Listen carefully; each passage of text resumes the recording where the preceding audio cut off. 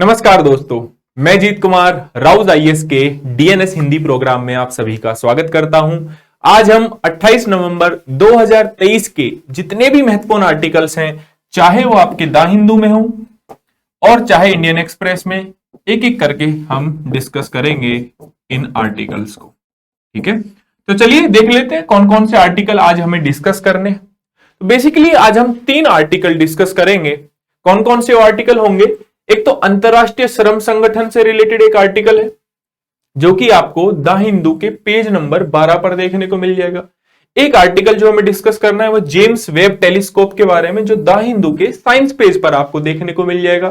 तीसरा जो आर्टिकल हमें डिस्कस करना है वो है इलेक्ट्रिक वाहन से संबंधित, जो कि द हिंदू के पेज नंबर 14 पर आपको देखने को मिल जाएगा।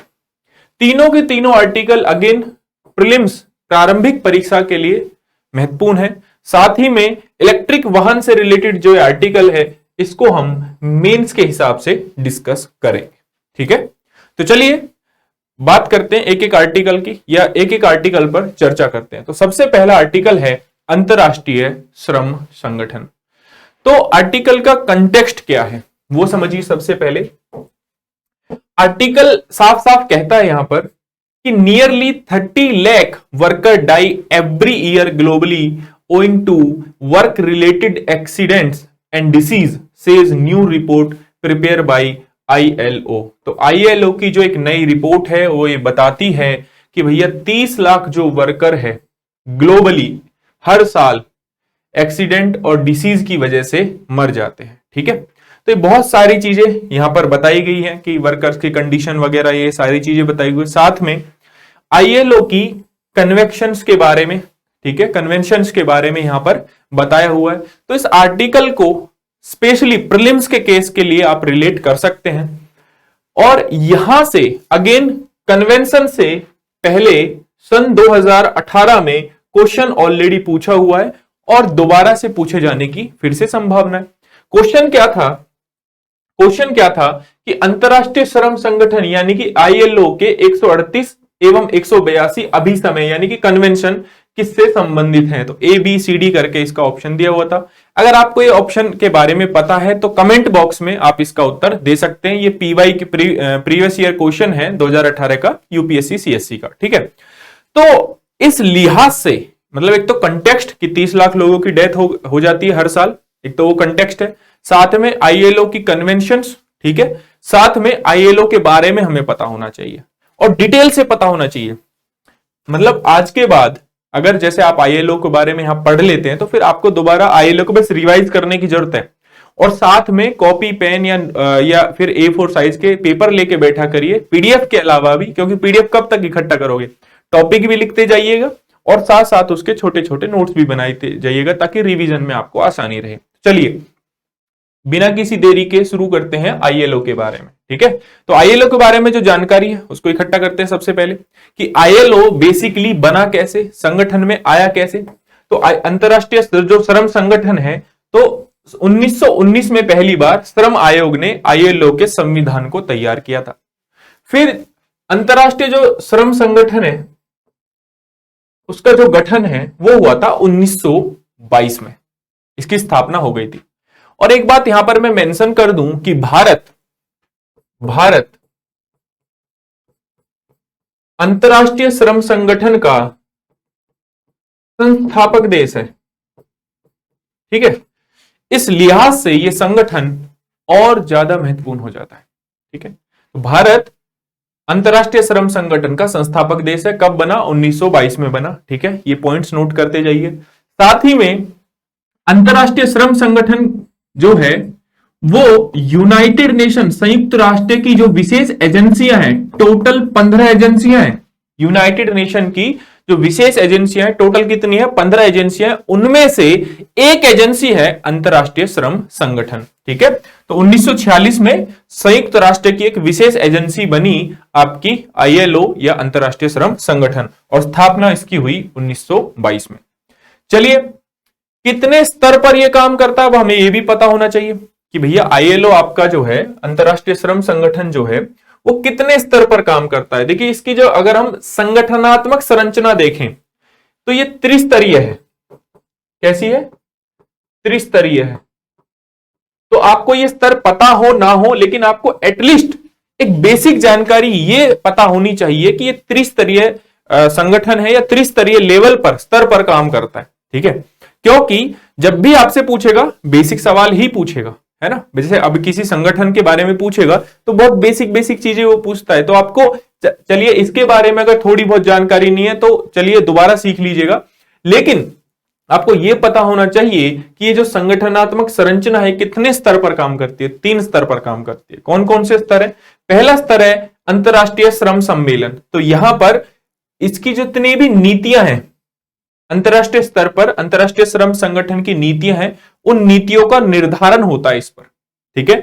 दूसरा, इसकी जो बैठक है, प्रतिवर्ष बैठक होती है जिनेवा में, तो इसका हेडक्वार्टर कहां हुआ? जिनेवा में। ठीक है, इसका हेडक्वार्टर भी कहां पर है? जिनेवा में। दूसरा, इसकी गवर्निंग बॉडी यानी कि शासी निकाय।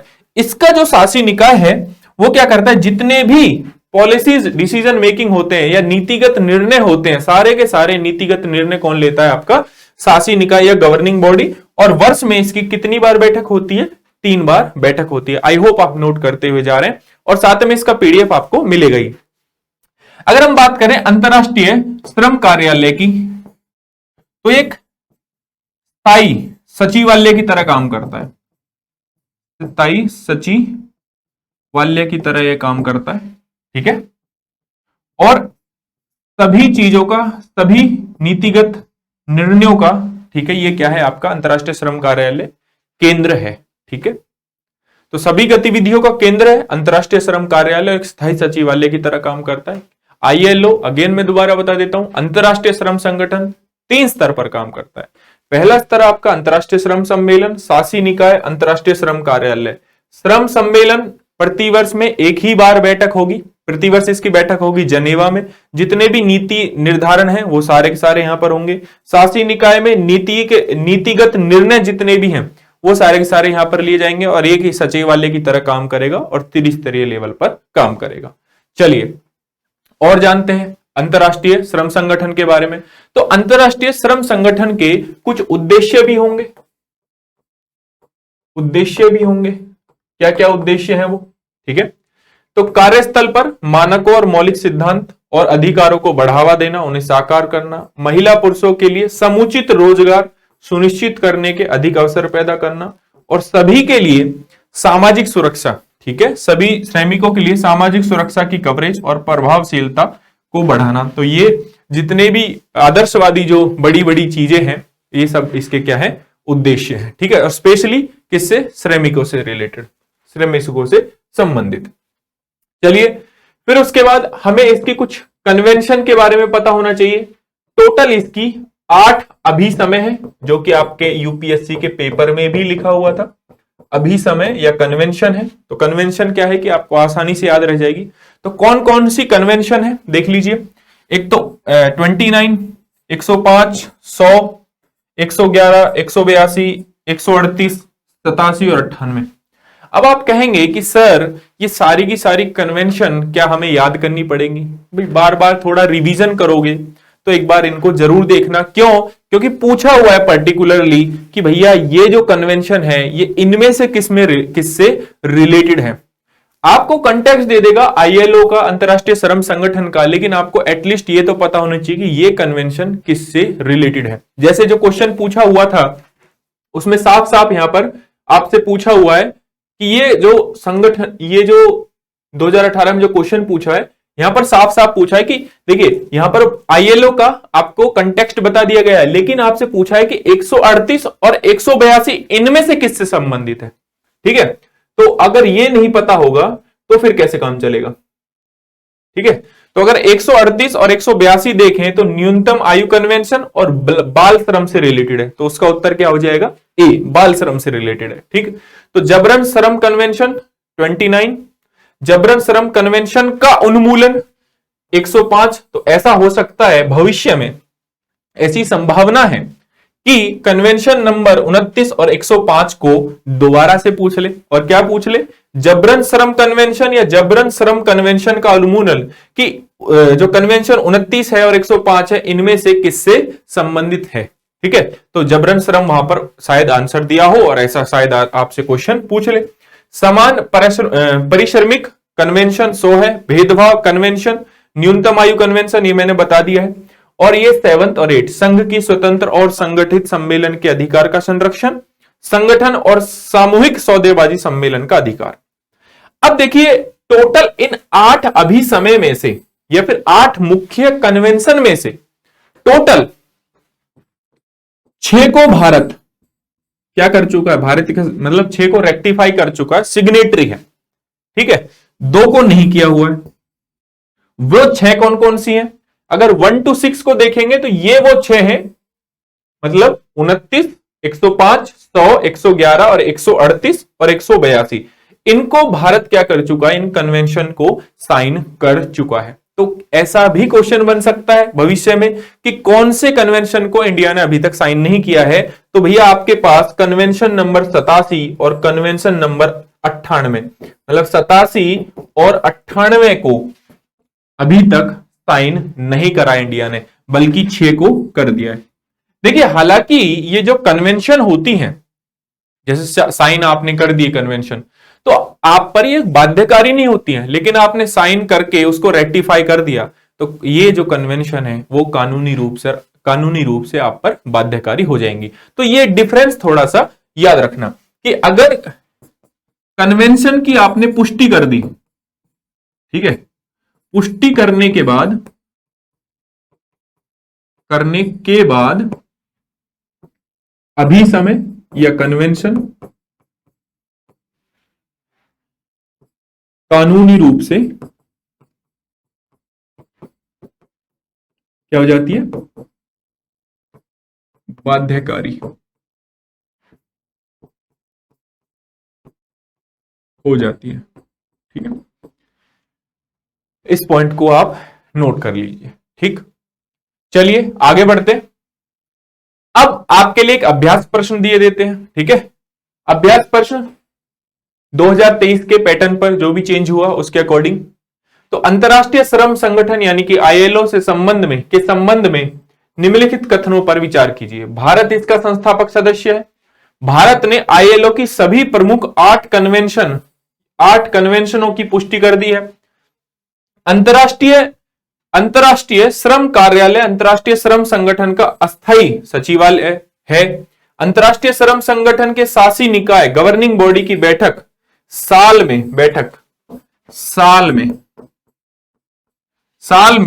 एक बार होती है। तो उपयुक्त में से कितने कथन सत्य हैं? और हमेशा की तरह इसका उत्तर आपको देना है कमेंट बॉक्स में। ठीक है, चलिए आगे बढ़ते हैं, दूसरा आर्टिकल डिस्कस करते हैं। दूसरा आर्टिकल क्या कह रहा है? जेम्स वेब टेलीस्कोप या फिर Webb telescope spot teenage Galaxy. तो भैया आपका जो जेम्स वेब टेलीस्कोप है उसने टीनेज गैलेक्सी को क्या करा है, स्पॉट किया है। तो इस रिगार्डिंग यहां पर आपके लिए एक तो वेब टेलीस्कोप इंपॉर्टेंट हो जाता है कि भैया आपको पता होना चाहिए कि ये वेब टेलीस्कोप है क्या। ठीक है, किसको रिप्लेसमेंट के लिए आया, कब लॉन्च हुआ था, किन्होंने मिलकर इसको बनाया है या अकेले किसी संस्था ने इसको डेवलप किया है, किसी अंतरिक्ष एजेंसी ने इसको बनाया है, कब लॉन्च किया गया था, किसको ये रिप्लेस करा है या खुद ही मतलब बेसिकली रिप्लेस करा भी है कि नहीं करा है, तो ये आपको पता होना चाहिए। साथ ही में जो ये टर्म यहां पर आई है टीनेज गैलेक्सीज, ठीक है, टीनेज गैलेक्सी यानी कि नवनिर्मित आकाश गंगाएं।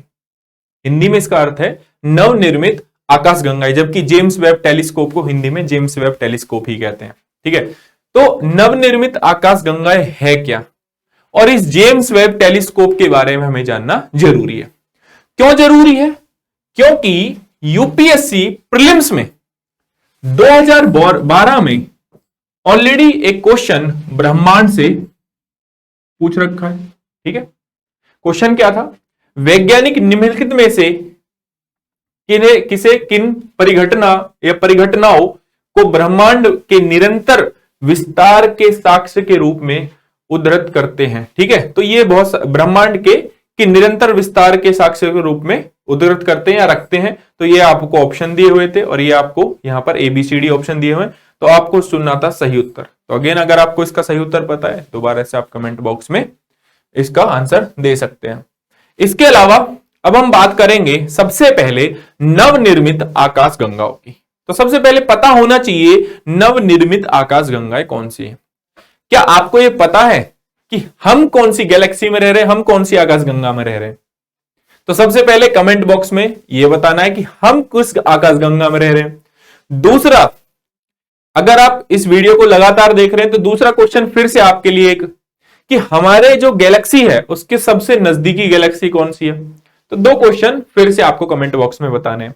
चलिए नवनिर्मित आकाशगंगा की बात बता देता हूं मैं।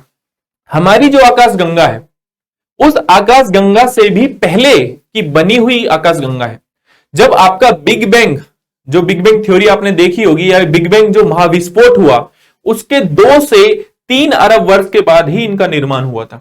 ठीक है, मतलब हमारी गैलेक्सी से पहले इनका निर्माण ऑलरेडी हो चुका है। ठीक है, और इनको आद्य आकाशगंगाएं भी कहा जाता है। ये आकाशगंगाएं ब्रह्मांड की सबसे युवा, धूल भरी और ऊर्जावान आकाशगंगाओं में से क्या है, एक है। तो ये जो हमारी आकाशगंगा है उसके अकॉर्डिंग कार्य नहीं कर सकती है।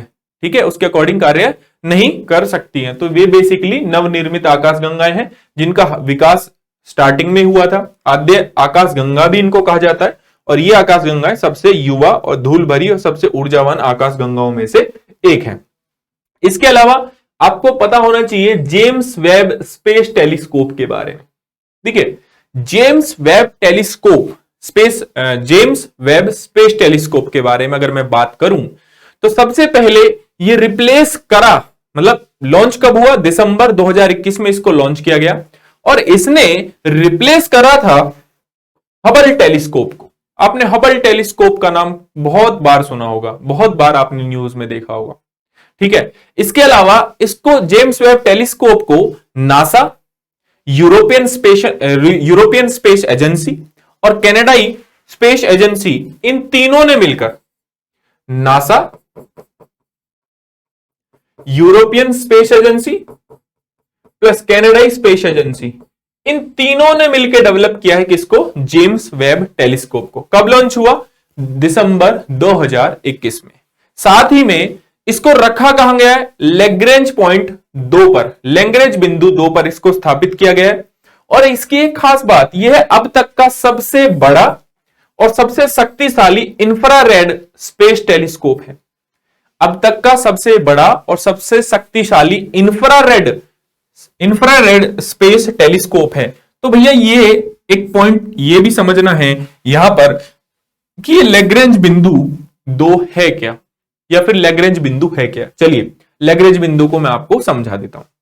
देखिए, लैग्रेंज बिंदु के टोटल हमारे पास 5 लैग्रेंज बिंदु हैं। ठीक है, यहां जैसे 3 यहां पर है, 5 यहां पर है, 1 यहां पर है, 2 यहां पर है, 4 आपका यहां पर है। तो यहां पर आपके जेम्स वेब टेलीस्कोप को रखा गया है या छोड़ा गया है। ठीक है, स्थापित किया गया है।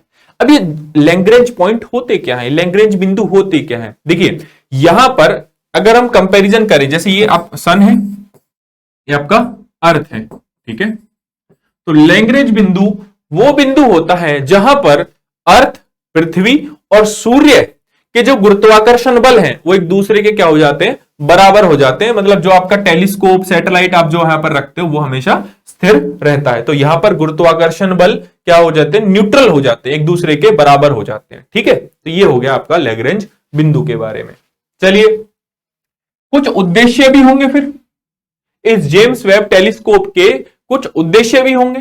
पहला उद्देश्य भाई आपको ब्रह्मांड के जितने भी चरण हैं उनका पता लगाना है। ठीक है, जैसे भाई आकाशगंगा हो गए, आकाशगंगा के बाद तारे, ग्रह, उपग्रह इत्यादि मतलब 4 चरणों का, आकाश ब्रह्मांड के 4 चरणों का पता लगाना है। दूसरा, हमारी पृथ्वी से संबंधित सौर मंडल के विकास क्रम को समझने के हेतु इसे कार्य करना है।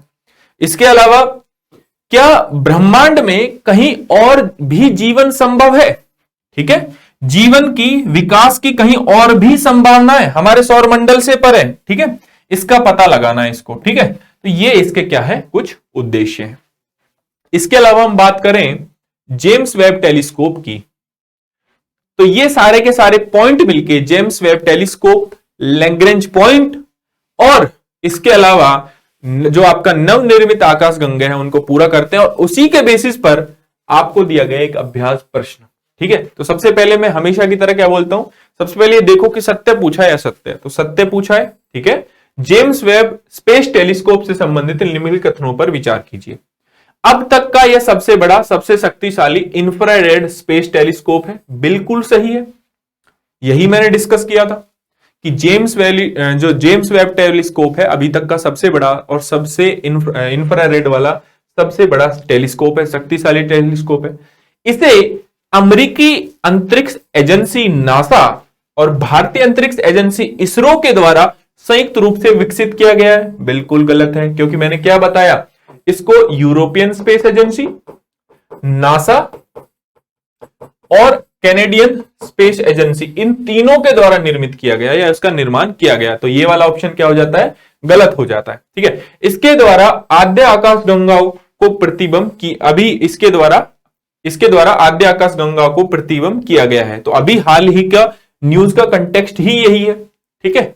तो भैया आपका एक ऑप्शन और ऑप्शन 3 क्या हो जाता है, सही हो जाता है, तो बी इसका सही उत्तर हो जाएगा, ठीक है। तो ये गलत क्यों हो गया, क्योंकि अंतरिक्ष एजेंसी नासा और यूरोपियन स्पेस एजेंसी और कैनेडियन स्पेस एजेंसी, इन तीनों ने मिलकर जेम्स वेब टेलीस्कोप को बनाया। कब लॉन्च हुआ, 2021 में। कहां रखा गया है, L2 पर, लैग्रेंज बिंदु 2 पर रखा गया है। इसको किसको रिप्लेस किया है, हबल टेलीस्कोप को इसने रिप्लेस किया। तो कुछ महत्वपूर्ण चीजें हैं जो आपको इसके बारे में पता होनी चाहिए। चलिए अगला आर्टिकल डिस्कस करते हैं, और इस आर्टिकल को हम होलिस्टिकली यानी कि व्यापक रूप से इस पर चर्चा भी करेंगे, इसका विश्लेषण भी करेंगे। आर्टिकल का संदर्भ क्या है, सबसे पहले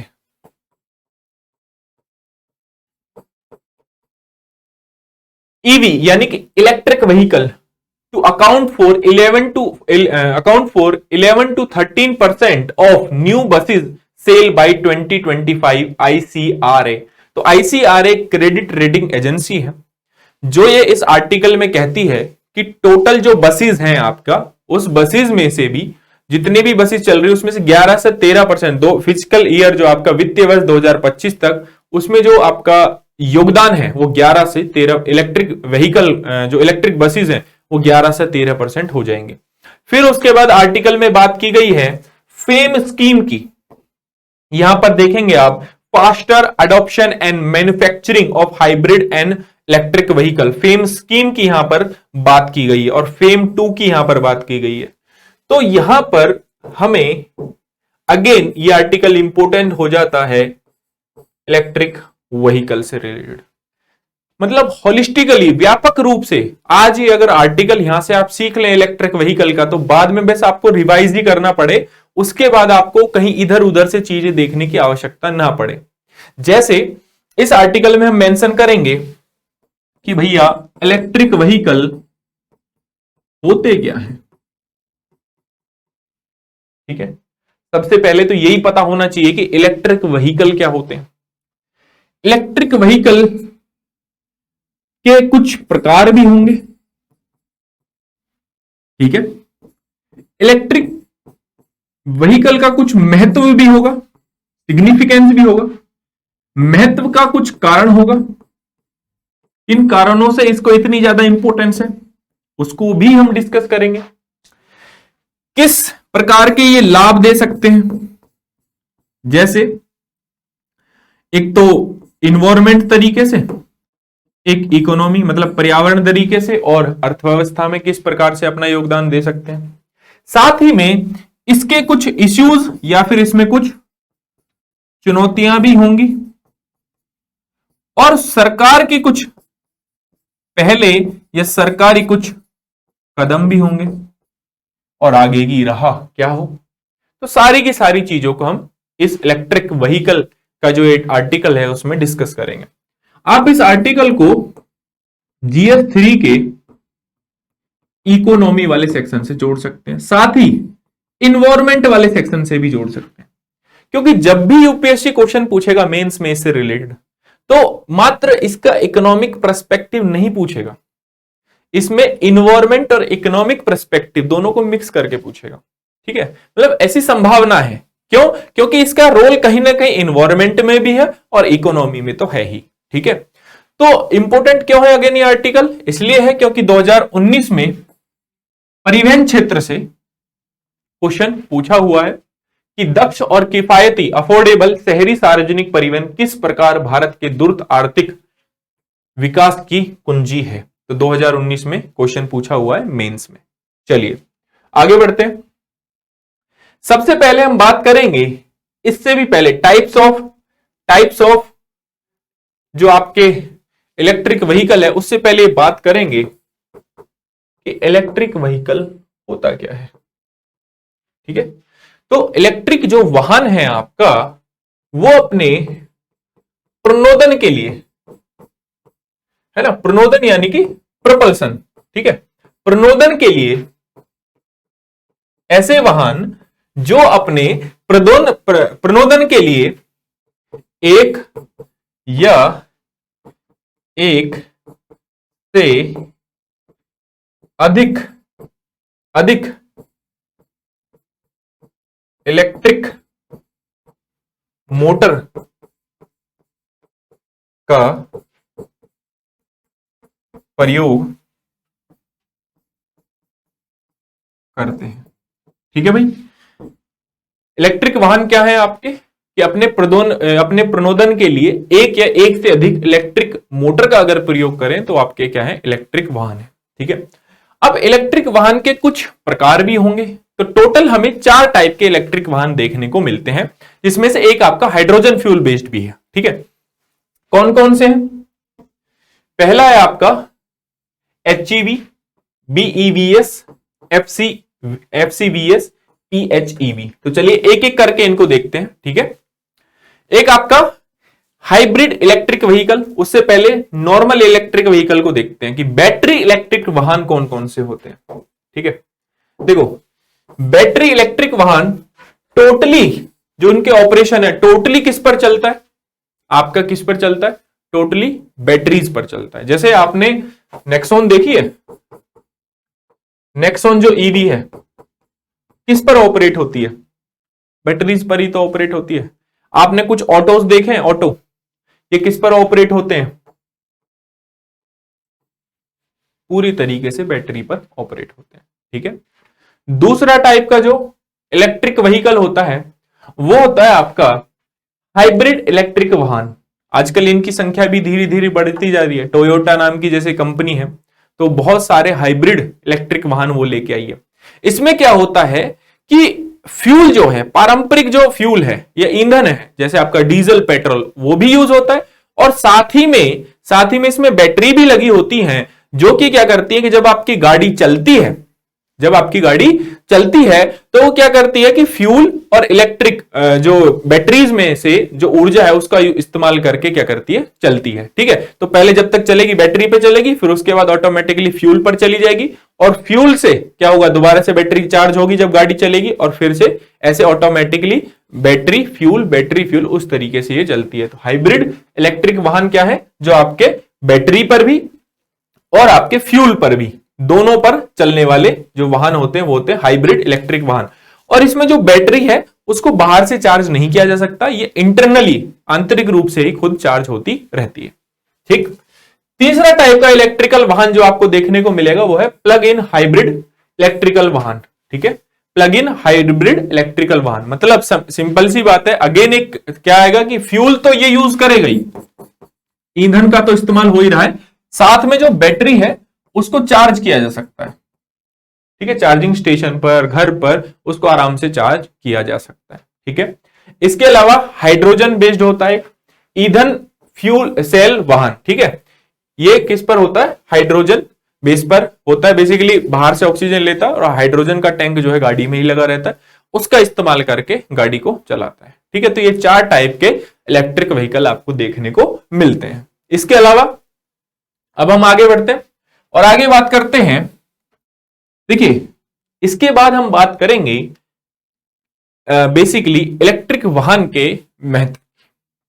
लेकिन इलेक्ट्रिक वाहन का जो महत्व है, ज्यादातर इसके जो लाभ हैं पर्यावरणीय है और आर्थिक रूप से हैं। ठीक है, दो प्रकार के लाभ है, लेकिन पर्यावरणीय किस प्रकार से हैं, इसके लिए हमें आईएनडीसी यानी कि इच्छित राष्ट्रीय निर्धारित योगदान के बारे में अगर थोड़ा आइडिया रहेगा तो हम कनेक्ट कर पाएंगे, सीधा जोड़ पाएंगे कि अगर इलेक्ट्रिक व्हीकल्स को उतारा गया सड़कों पर तो इससे होगा क्या, इसका एक व्यापक जो रूप है वो हमें देखने को मिलेगा। तो थोड़ा आईएनडीसी के बारे में अगर आपको पता रहे तो बहुत अच्छा रहेगा।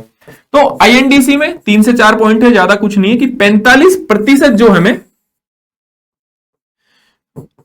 ग्रीन हाउस गैस का उत्सर्जन कम करना है 2005 के स्तर पर, 2005 के स्तर पर। ठीक है, कब तक करना है? 2030 तक। 50% जो ऊर्जा है वो ऊर्जा हमें, जो इलेक्ट्रिक ऊर्जा है, बिजली जो है, वो हमें गैर जीवाश्म ईंधन के माध्यम से इकट्ठा करनी है। 500 गीगावाट अगेन गैर जीवाश्म ईंधन के माध्यम से, मतलब सोलर एनर्जी हो गया, आपका सौर ऊर्जा हो गया, पवन ऊर्जा हो गया, है ना, ये सारी की सारी चीजें। इसके अलावा 2070 तक नेट जीरो कार्बन। आप कहेंगे नेट जीरो क्या है?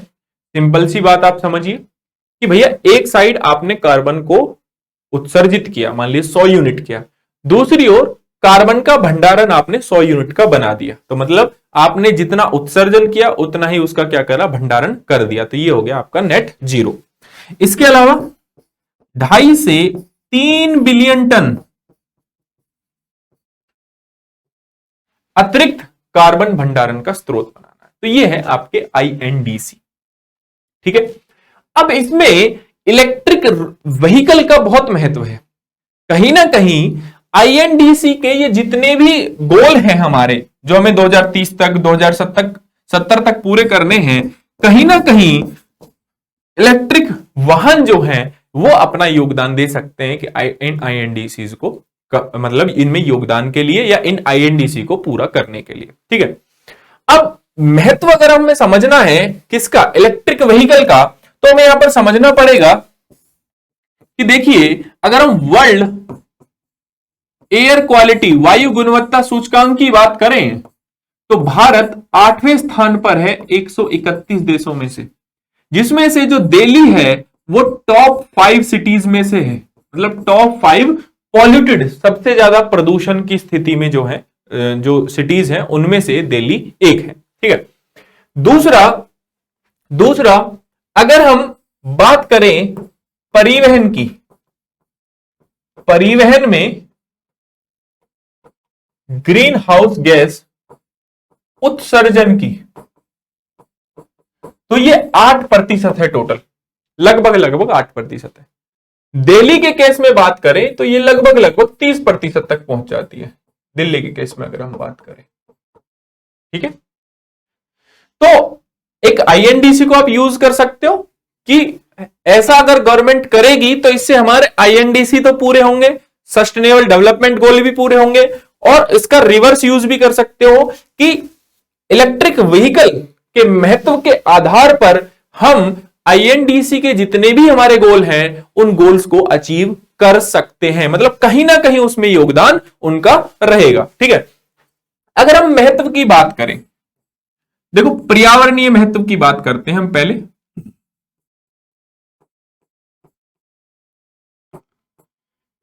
अगर हम पर्यावरण की बात करें, ठीक है, इन्वायरमेंट की बात करें, तो यहां पर ग्रीन हाउस गैस के उत्सर्जन में कमी आएगी। जैसे आपका कार्बन डाइऑक्साइड में कमी आ जाएगी, आपका जो पर्टिकुलेट मैटर है वो कम होगा, साथ ही में आपके नाइट्रोजन ऑक्साइड जो हैं वो क्या होंगे, कम होंगे। अब ये सारी की सारी चीज, क्योंकि पारंपरिक वाहन में क्या होता है, डीजल और पेट्रोल का यूज होता है। डीजल पेट्रोल का जब इंजन जो प्रपल्शन करता है या कंबशन करता है, तो क्या होता है कि ये सारी की सारी गैसेस निकलती है वहां से, तो इससे क्या होता है, वायु प्रदूषण बहुत ज्यादा फैलता है। तो इससे क्या होगा, ओवरऑल हम वायु प्रदूषण से निजात पा सकते हैं। वायु प्रदूषण से क्या कर सकते हैं, निजात पा सकते हैं, या वायु प्रदूषण को हम और बेहतर तरीके से हैंडल कर सकते हैं, है ना। क्योंकि जैसे जैसे दिवाली के टाइम या फिर दिवाली से पहले या दिवाली के बाद कभी भी देख लो, हमेशा दिल्ली में वायु प्रदूषण की समस्या बनी रहती है। अब वायु प्रदूषण की समस्या में भाई कहीं ना कहीं रोल ट्रांसपोर्ट का तो है ही, कहीं ना कहीं चाहे थोड़ा ही हो लेकिन रोल तो है ही। उसको हम क्या कर सकते हैं, कम कर सकते हैं इलेक्ट्रिक व्हीकल का इस्तेमाल करके। दूसरा लाभ क्या होगा, दूसरा लाभ होगा आर्थिक लाभ।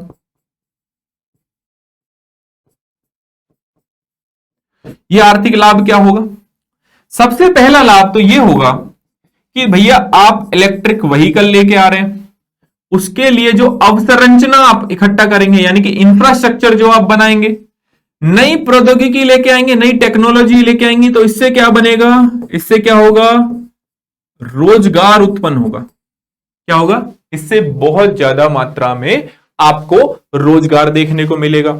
दूसरा, अब बहुत सारे वाहन जो हैं आपके इलेक्ट्रिक वाहन चल रहे हैं मान लीजिए सड़कों पर, तो इससे क्या होगा, पारंपरिक वाहनों की संख्या धीरे धीरे क्या हो जाएगी, कम हो जाएगी। अगर पारंपरिक वाहनों की संख्या धीरे धीरे कम होगी, मतलब हमें पेट्रोल और डीजल का जो आयात है वो कैसा करना पड़ेगा, कम करना पड़ेगा। और अगर कम करेंगे हम आयात, अगर आयात हम कम करेंगे तो इससे क्या होगा, हमारा जो पैसा है वो तो बचेगा ही बचेगा, साथ ही में पेट्रोल और डीजल के लिए जो अन्य देशों पे हमारी जो निर्भरता है, लगभग लगभग 70 से 80% हम क्या करते हैं, आयात करते हैं पेट्रोल डीजल, है ना, क्रूड ऑयल जो है आयात करते हैं लगभग लगभग। तो इससे क्या होगा, हमारे जो पैसा तो बचेगा, साथ ही साथ में इसमें ऊर्जा सुरक्षा भी होगी, और साथ ही साथ में अन्य देशों पर ऊर्जा सुरक्षा के लिए निर्भरता भी हमारी क्या हो जाएगी, कम हो जाएगी। ठीक है, इसके अलावा और क्या आर्थिक लाभ होगा, देखिए इलेक्ट्रिक व्हीकल जो हैं बहुत ही कम खर्चे पर चलते हैं, बहुत ही कम खर्चे पर चलते हैं, मतलब 80 पैसे से 1 रुपए प्रति किलोमीटर के हिसाब से चलते हैं। तो इससे क्या होगा कि जो भी इलेक्ट्रिक व्हीकल लेगा या इलेक्ट्रिक वाहन का यूज करेगा, उसको पर किलोमीटर जो उनको कॉस्ट पड़ रही थी पारंपरिक वाहनों के मुकाबले, वो क्या पड़ेगी, कम पड़ेगी। तो ये सारे के सारे कुछ आर्थिक और कुछ पर्यावरणीय लाभ हमें देखने को मिलेंगे। साथ ही में और क्या कनेक्ट कर सकते हैं, आप कनेक्ट कर सकते हैं कि जो आपका ऑटोमोबाइल क्षेत्र है उसमें बूस्ट देखने को मिलेगा, नए रोजगार उत्पन्न होंगे वगैरह वगैरह। ठीक है, तो ये है सारे के सारे महत्व। ठीक, अब हम बात करेंगे कि कुछ वर्तमान स्थिति अगर आप देखेंगे तो टोटल अभी भारत में कुल इलेक्ट्रिक वाहन है, धीरे धीरे हालांकि ये बढ़ता जा रहा है। तो ई पोर्टल पर अगर आप देखेंगे, ई वाहन पोर्टल पर, तो लगभग लगभग 14 लाख ये संख्या पहुंचने वाली है। ठीक है, वर्तमान में कुल ईवी बिक्री 5% है, और भारत में ईवी की संचयी बिक्री 2022-23 में पहली बार 1 मिलियन का आंकड़ा पार करी। कुल ईवी बिक्री में से 60% से अधिक हिस्सेदारी 2 पहिया वाहनों की है, मतलब स्कूटी वगैरह जो आप खरीदते हैं। ठीक, तो ये है कुछ वर्तमान स्थिति इलेक्ट्रिक वाहनों की। अब ये इतना कम क्यों है, इसके पीछे कुछ ना कुछ तो चुनौतियां होंगी, कुछ ना कुछ तो समस्याएं होंगी, कुछ ना कुछ तो इश्यूज होंगे। तो चलिए उन इश्यूज को, उन चुनौतियों को हम डिस्कस करते हैं। क्या क्या चुनौतियां हैं, प्रत्यक्ष सब्सिडी से राज्य का वित्तीय बोझ फिर से बढ़ जाएगा। देखिए आपको पता है, आप इलेक्ट्रिक वाहन ले रहे हो, है ना, इवन सोलर पैनल भी लगवाते हो, इलेक्ट्रिक वाहन अगर ले रहे हो तो उस पर क्या गवर्नमेंट आपको सब्सिडी देती है। ठीक है, अगर गवर्नमेंट सब्सिडी दे रही है तो जो सब्सिडी का पैसा कहां से जाएगा, अगेन गवर्नमेंट के जेब से ही जाएगा। गवर्नमेंट के जेब से जाएगा तो फिर इससे क्या बढ़ेगा, उसका जो फिस्कल बर्डन है वो फिर दोबारा से बढ़ जाएगा। तो एक समस्या हमें ये देखने को मिल सकती है। दूसरी समस्या विद्युत का स्रोत। देखिए एक और तो हम कह रहे हैं कि देखो इलेक्ट्रिक व्हीकल को हम लाकर क्या कर देंगे, इलेक्ट्रिक व्हीकल को लाकर हम प्रदूषण कम कर देंगे, हमारा जो INDC है वो कम हो जाएगा, हमारे जो लक्ष्य हैं उनको हम प्राप्त कर लेंगे जो 2030 तक रखे हैं, या फिर जो सस्टेनेबल डेवलपमेंट गोल का जो 7वां गोल है उसको हम पूरा करने में मदद करेंगे। एक और पता लगता है कि ये जो बैटरी चार्ज हो रही है वो कोयले आधारित ऊर्जा आधारित उत्पन्न बिजली से हो रही है। तो मतलब एक साइड तो आपने इलेक्ट्रिक वाहन लाकर वाहवाही लूट ली, दूसरी ओर कोयले आधारित बिजली से अगर हमने इसको क्या करा, इन बैटरियों को चार्ज करा, तो मतलब एक और आप उत्सर्जन घटा रहे हैं, एक और आप अच्छे स्टेप ले रहे हैं, दूसरी ओर उत्सर्जन आप बढ़ा रहे हो। तो ऐसे तो भारत अपने लक्ष्य को कभी भी प्राप्त नहीं कर पाएगा। तो हमें ये कोशिश करनी चाहिए कि इलेक्ट्रिक व्हीकल का जो ये चार्जिंग चीजें, विद्युत का जो स्रोत है वो कैसा हो, रिन्यूएबल हो, कैसा हो, नवीकरणीय हो, ठीक है, ना कि कोयले आधारित उत्पन्न बिजली, ठीक है। इसके अलावा बैटरी चार्जिंग के लिए अनुपलब्ध बुनियादी ढांचा।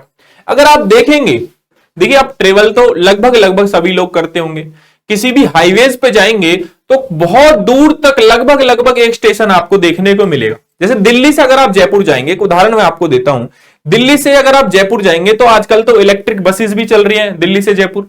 तो दिल्ली से जयपुर जाने पर आपको केवल जाते वक्त एक स्टेशन मिलेगा आपको, क्योंकि जैसे वाहन जो होता है, इलेक्ट्रिक वाहन जो होता है, सबकी नीड अलग अलग होती है, ठीक है। वाहन बड़ा है, छोटा है, उस बात पर निर्भर करता है कि वो कितनी बिजली लेगा, कितने गीगावाट की बिजली लेगा, कितना नहीं लेगा। तो ओवरऑल अगर हम देखें तो बुनियादी ढांचा अभी तक अनुपलब्ध है। जैसे अगर दिल्ली जयपुर जा रहे हैं तो एक ही चार्जिंग स्टेशन है, वहीं पर आपकी बस रुकती है, उसी होटल पर रुकते हैं सब, और वहीं आपकी जो बस वहां थोड़ी बहुत देर चार्ज होती है, आधे घंटे 1 घंटे के लिए रुकते हैं और फिर चल पड़ते हैं। बाकी वो अपना घर पे उसको चार्ज करके रखते हैं, ठीक है। आपने नेक्सॉन लेके गए, नेक्सॉन को चार्ज करके ले गए, अब उनकी रेंज होती है कुछ, अब कुछ रेंज तक आप लेके गए, पता गई रास्ते में बंद हो गई, तो फिर भैया नई गाड़ी उठवा के लेके जाओ, टो करा के ले जाओ। बैटरी प्रौद्योगिकी के लिए आयात पर निर्भरता। देखिए, जो ज्यादा समय तक चलने वाली बैटरियां हैं, ज्यादा एफिशिएंट जो है, ज्यादा दक्ष जो बैटरियां हैं, वो होती हैं lithium ion batteries. Lithium ion batteries, अब लिथियम के स्रोत भारत में तो मिले हैं, जैसे कहां मिले हैं भैया, आपका जम्मू कश्मीर में मिले हैं, आपके नागौर डिस्ट्रिक्ट राजस्थान में मिला है, ठीक है। अब उनको हमें क्या करना पड़ेगा, युद्ध स्तर पर उनका एक्सट्रैक्शन करना पड़ेगा और उनको देखना पड़ेगा कि इसका यूज जो है हम जल्दी से जल्दी इलेक्ट्रिक व्हीकल में कर पाए या बैटरीज में कर पाए, क्योंकि हम जितने भी इलेक्ट्रिक व्हीकल में जो लिथियम आयन बेस्ड जो बैटरीज हैं उसके लिए जो लिथियम आयन जो आपको चाहिए, लिथियम वगैरह, ये सारा का सारा हम किस पर निर्भर है, आयात पर निर्भर है, ठीक है। चलिए इसी के साथ एक क्वेश्चन मैं आपको देता हूं, आपको बताना पड़ेगा कि लिथियम ट्रायंगल किन 3 देशों से मिलकर बनता है, ठीक है। चलिए, इसके अलावा और भी इसके कुछ समस्याएं हैं या कुछ चुनौतियां हैं, क्या क्या है। इलेक्ट्रिक वाहन पारंपरिक वाहनों से महंगा है। अगर आप एग्जाम्पल देखें नेक्सॉन का, टोयोटा की हाईराइडर का, ठीक है, ये क्या है कि अगर डीजल और पेट्रोल की आप गाड़ी लेंगे और इलेक्ट्रिक व्हीकल आप लेंगे तो वो बहुत ज्यादा महंगा है, मतलब बहुत ज्यादा उसमें पैसे का अंतर है। तो क्या करते हैं लोग भाई, अपनी उसके लिए कि क्योंकि जो मिडिल क्लास लोग हैं वो क्या करते हैं, ज्यादा से ज्यादा हमें क्या करना है भाई, खर्चा भी बचाना है, इतनी महंगी कार नहीं लेनी है, 8 से 10 लाख की रेंज में ही कार लेते हैं ज्यादातर लोग। तो भैया यहां पर नेक्सॉन महंगी है, जबकि डीजल और पेट्रोल में जो नेक्सॉन है वो इलेक्ट्रिक व्हीकल के मुकाबले सस्ती है, तो ज्यादातर वो बिकती है, बाद में इलेक्ट्रिक वाली कोई लेता है। दूरी, मतलब इसकी इतनी रेंज है, इसकी इतनी रेंज है, पता लगा दिल्ली से महाराष्ट्र निकल गए या दिल्ली से जयपुर निकल गए, एक तो इंफ्रा ही नहीं है, दूसरा एक बार कहीं बंद पड़ गई तो भैया पड़ गई, ठीक है, फिर उसके बाद उसे टो करा के ले जाओ। सुरक्षा, जैसे आपने स्कूटी में देखा हो, ओला की एक स्कूटी थी, है ना, उस स्कूटी में आपने आगजनी तो देखी होगी, ऐसा लगता है कि इसरो की सैटेलाइट की तरह लॉन्च हो जाएगी। तो ये क्या है, एक असुरक्षा की भावना भी क्या करती है, लोगों में पैदा करती है। इसकी बजाय लोग क्या करते हैं, पेट्रोल की जो आपकी स्कूटी है उसको लेना ज्यादा पसंद करते हैं, ठीक है। और ये कई वीडियोस के माध्यम से देखा गया है और आपने भी जरूर देखा होगा, अनिश्चित पुनर्विक्रय मूल्य। अब ये भी नहीं पता कि जैसे डीजल पेट्रोल की जो गाड़ियां हैं उनकी भाई ये पता है कि 8 साल बाद 5 साल बाद इसको बेचेंगे तो इसकी एक रीसेल वैल्यू है, हमें ठीक ठाक पैसा मिल जाएगा, उसी पैसे को हम इन्वेस्ट करेंगे डाउन पेमेंट के फॉर्म में और फिर से कार ले आएंगे।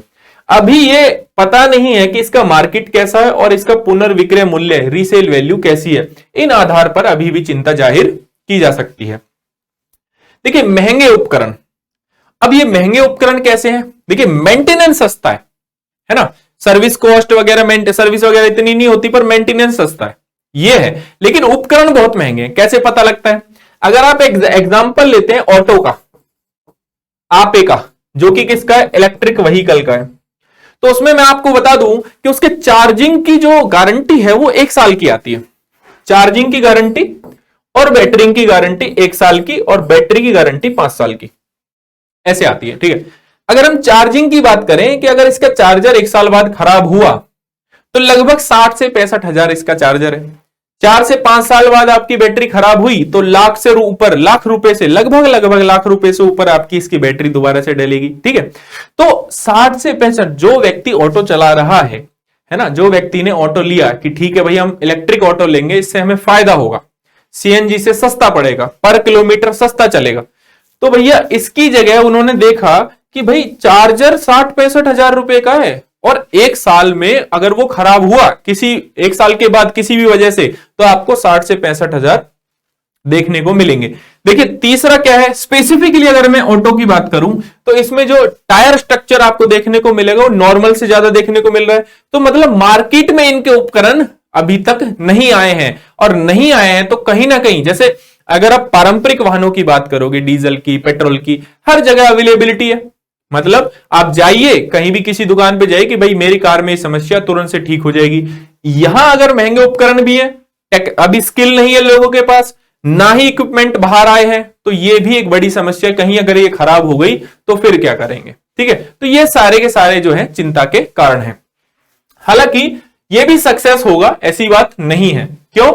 क्योंकि जब सीएनजी की, जैसे पहले एलपीजी गाड़ी देखी होगी आपने, वैगनर एलपीजी चलती थी, फिर उसके बाद सीएनजी आई। अब सीएनजी में क्या होता है कि पहले लोग डरते हैं सीएनजी लेने से, अब धीरे धीरे सीएनजी के वाहनों की संख्या ज्यादा बढ़ती जा रही है, क्योंकि डीजल की जो गाड़ी है वो तो 10 साल के लिए ही चलती है। सीएनजी का जो वाहन है, एक तो सीएनजी सस्ती है, इंफ्रा बहुत अच्छा है सीएनजी का, मतलब आपको हाईवेज हो, लोकल मार्केट हो, हर जगह सीएनजी के जो फ्यूल स्टेशन है आपको देखने को मिल जाएंगे। ऐसे ही इलेक्ट्रिक व्हीकल भी समय के साथ अगर सरकार युद्ध स्तर पर काम करे तो धीरे धीरे धीरे धीरे इलेक्ट्रिक वाहनों की संख्या भी बढ़ जाएगी। क्यों? क्योंकि अवेलेबिलिटी होनी चाहिए हमारे पास, इंफ्रा जो है हर, जैसे अगर हाईवे की बात करें तो हर 20 से 25 किलोमीटर के बाद होना चाहिए, और लोकल में 2-3 किलोमीटर की रेंज में आपके पास इंफ्रा तो अवेलेबल होना ही चाहिए। तो सरकार की कुछ पहले हैं इलेक्ट्रिक वाहन को सक्सेसफुल करने के लिए। कौन कौन सी पहले हैं, चलिए सरकार ने क्या क्या कदम उठाए। तो यूएनएफसीसी यानी कि यूएनएफसीसी की कॉप कॉन्फ्रेंस ऑफ पार्टी 26 में ई अमृत नाम का जो पोर्टल है, ई अमृत पोर्टल को लॉन्च किया गया। अब ये क्या है कि देखिए इस पोर्टल क्या है कि ये वन स्टॉप सॉल्यूशन है। ये क्या है? वन स्टॉप सॉल्यूशन है इलेक्ट्रिक व्हीकल के लिए। देखो ये गवर्नमेंट की साइड से ही उठाया गया है, पूरा ई अमृत का ही ये पोर्टल है जिसका स्क्रीनशॉट है। अब यहां पर देखेंगे आप, by an electric vehicle, start an electric vehicle business, calculate electrical benefit, find charging station की आपके एरिया के आसपास कहां पर चार्जिंग स्टेशन हैं, learn more about benefit, going electric tool, charging map, तो ये आपको बताएगा सारी की सारी चीजें। तो ये क्या है? वन स्टॉप सॉल्यूशन है। ठीक है, किसके लिए? इलेक्ट्रिक वाहनों के लिए। ठीक, ई अमृत पोर्टल याद रखिएगा। दूसरा फेम योजना, तो faster adoption and manufacturing of electric vehicles in India. तो इसको 2 भागों में बांटा गया, एक तो बांटा गया फेम 1 में और एक बांटा गया फेम 2 में। चलिए फेम 1 की बात करते हैं। तो 2015-16 में इसको शुरू किया गया था, और फेम 2 जो है आपका अब 2024 तक एक्सटेंड कर दिया गया, 2019 से 2024 तक, उसकी भी बात हम करेंगे। ठीक है, फेम 2 2019 से 24 तक, और इसका काम क्या है?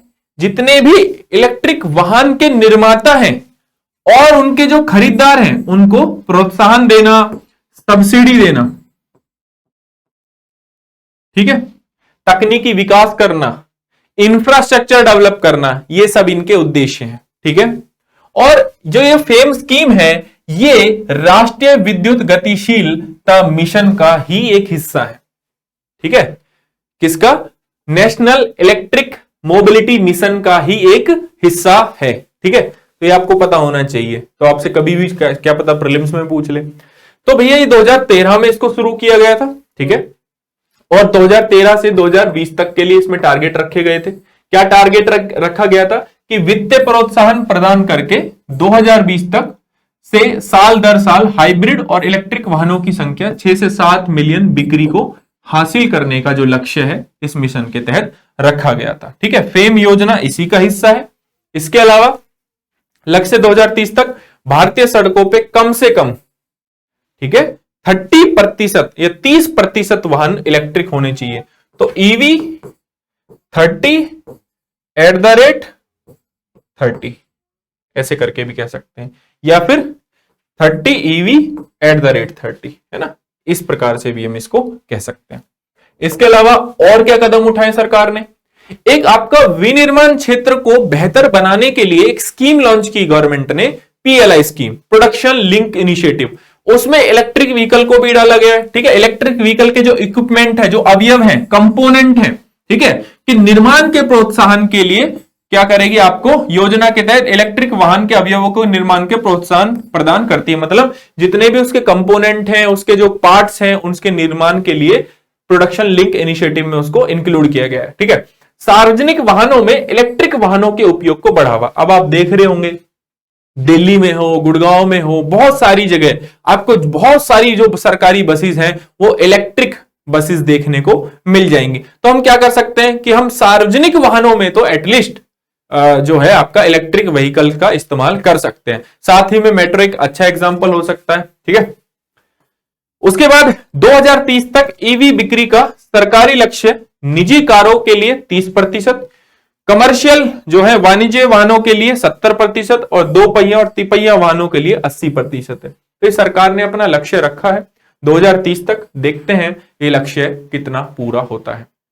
तो मैंने कहा ना कि जैसे जैसे इंफ्रास्ट्रक्चर धीरे धीरे बढ़ेगा, और थोड़ा करना चाहिए कि कॉस्ट भी अगर कम हो जाए तो बहुत बेहतर होगा, क्योंकि पारंपरिक वाहनों में और इलेक्ट्रिक वाहनों में जो कॉस्ट है वो बहुत ज्यादा डिफर कर रही है।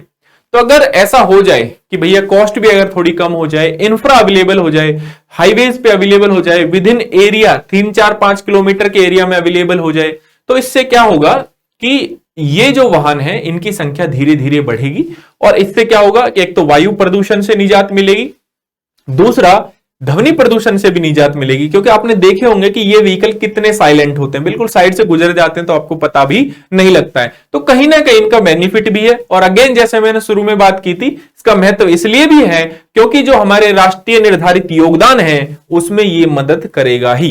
कहीं ना कहीं कार्बन के मतलब कार्बन को नेट जीरो करने में कहीं ना कहीं कार्बन भंडारण में इसका भी मदद हो सकता है। ऐसा थोड़ी है कि मैं एडिशनल जो है या कार्बन भंडारण का एक अनदर एग्जांपल भी हो सकता है कि यहां पर हम क्या करें, कार्बन को ही कम कर दें या कार्बन का जो उत्सर्जन है उसको ही कम कर दें और एक और बढ़ा दें, तो इससे क्या होगा, नेट जीरो का एक अगेन अच्छा एग्जांपल हो सकता है। तो कहीं ना कहीं ये दोबारा सक्सेसफुल होगा, लेकिन इसमें धीरे धीरे समय लगेगा और सरकार को युद्ध स्तर पर काम करना पड़ेगा, ठीक है। लेकिन आज के इस लेक्चर में आगे की राह जानने से पहले एक तो होमवर्क मैं आपको दूंगा लास्ट में आज, ठीक है। क्या होगा होमवर्क वो हम देखते हैं, पहले इन 2 पॉइंट्स को और डिस्कस करते हैं। सरकार ने जो ई मोबिलिटी है और ईवी चार्जिंग की अवसंरचना के लाभों की जागरूकता फैलाने के लिए क्या किया है, गो इलेक्ट्रिक अभियान शुरू किया है, ठीक है। जीएसटी को कम कर दिया गया है 12% से घटाकर 5%, और जो चार्जिंग स्टेशन है उन पे जीएसटी 18% से 5% कर दी गई है। तो इससे क्या होगा, इन चीजों को, इनके अवसंरचना को या इंफ्रास्ट्रक्चर को फिर से बढ़ावा मिलेगा। तो बात करते हैं आपके होमवर्क की।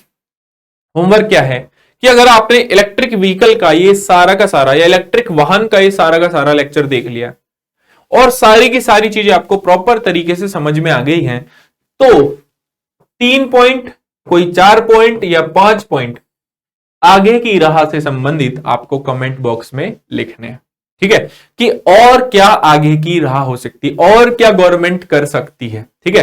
तो यहां से जो आंसर है हम लेंगे आपके कमेंट बॉक्स से, ठीक है। तो दोस्तों, राउज आईएएस के डीएनएस हिंदी प्रोग्राम में इतना ही। मिलते हैं नेक्स्ट लेक्चर में। धन्यवाद।